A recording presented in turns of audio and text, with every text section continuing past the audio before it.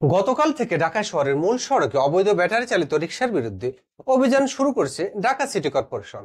দৃশ্যপট ছিল বেদনাদায়ক, যেখানে একে একে রিকশাগুলোকে ক্রেন ও বুলডোজার দিয়ে ভেঙে ফেলা হচ্ছিল।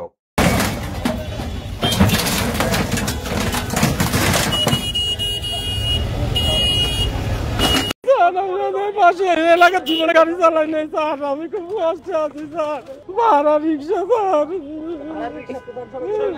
আমি এলাকা মনের গাড়ি নিয়ে আসি নাই। এখন কি করবো স্যার, আমার মরা ছাড়া বুদ্ধি নাই স্যার। অনেক রিকশা চালক পুলিশের পায়ে পড়ে মিনতি করছিল যেন তাদের রিকশাটি না ভাঙা হয়, কারণ সেটাই তাদের জীবিকার একমাত্র মাধ্যম।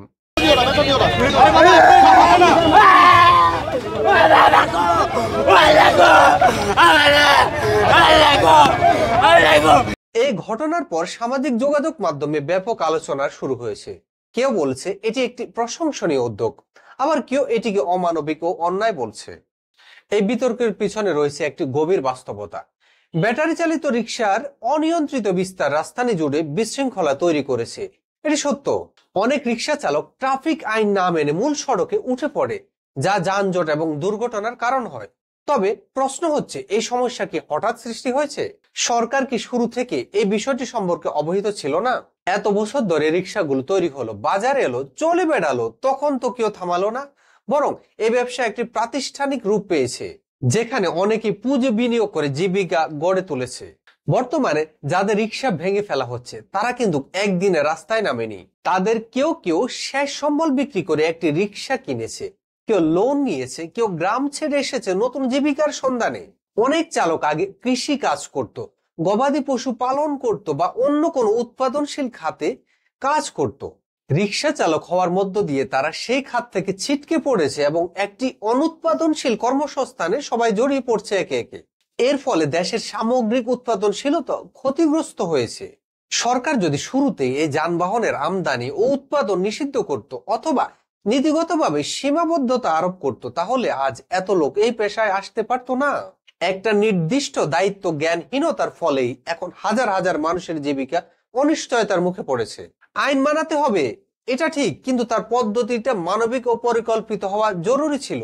ঢাকা শহরে এত রিকশার প্রয়োজন পড়ছে কেন? এর পিছনের কারণ হলো, শহর জুড়ে কোনো উন্নত ও নির্ভরযোগ্য গণপরিবহন ব্যবস্থা নেই। যাত্রীদের চাহিদা মেটাতে সরকারি বাস, মেট্রো রেল, ট্রাম কিংবা সুসংগঠিত মিনিবাস সিস্টেম না থাকায় মানুষ বাধ্য হয়ে বিকল্প খুঁজছে। সেই শূন্যতা পূরণ করেছে এই ব্যাটারি চালিত রিকশাগুলো। তারা অলিগলি থেকে শুরু করে প্রধান সড়ক পর্যন্ত দখল করে নিয়েছে যাত্রী চাহিদার কারণে। অতএব এই সমস্যার মূল উৎস গণপরিবহনের অভাব এবং সরকারের দীর্ঘমেয়াদী পরিকল্পনার ঘাটতি। একটি উন্নয়নশীল দেশের জন্য যোগাযোগ ব্যবস্থার উন্নয়নের মূলে থাকা উচিত, কিন্তু স্বাধীনতার 55 বছরের বেশি সময় পরে বাংলাদেশের শহরগুলোতে গণপরিবহনের যে করুণ অবস্থা, তা এই সমস্যার জন্ম দিয়েছে। যখন সরকার অবৈধ রিকশা উচ্ছেদ করে, তখন মনে রাখতে হবে, শুধু গাড়ি ভাঙলে সমাধান হবে না। এই উচ্ছেদকৃত মানুষের বিকল্প জীবিকার ব্যবস্থা না থাকলে তারা আবার অন্য কোনো অনিয়ন্ত্রিত খাতে চলে যাবে অথবা নতুন কোনো সামাজিক সমস্যার জন্ম দিবে। বর্তমান সরকার নানা খাতে সংস্কার আনছে, কিন্তু যোগাযোগ ব্যবস্থায় সে সংস্কারের ছোঁয়া দেখা যাচ্ছে না মোটেও। শহর ও জেলা পর্যায়ে একটি মানসম্মত, সময়নিষ্ঠ ও সাশ্রয়ী গণপরিবহন চালু না করলে রিকশা সমস্যার মতো সংকট বারবার ফিরে আসবে এই দেশে। এই সংকটের দায় একা রিকশাওয়ালাদের নয়, এটি নীতি নির্ধারকদের পরিকল্পনার ঘাটতির ফসল। আজ যারা রাস্তায় বসে পড়েছে, কান্নাকাটি করছে, তাদের দোষটা যতটা না, তার চেয়ে বেশি দোষ তাদের যারা শুরুতে নিয়ন্ত্রণ করতে ব্যর্থ হয়েছে।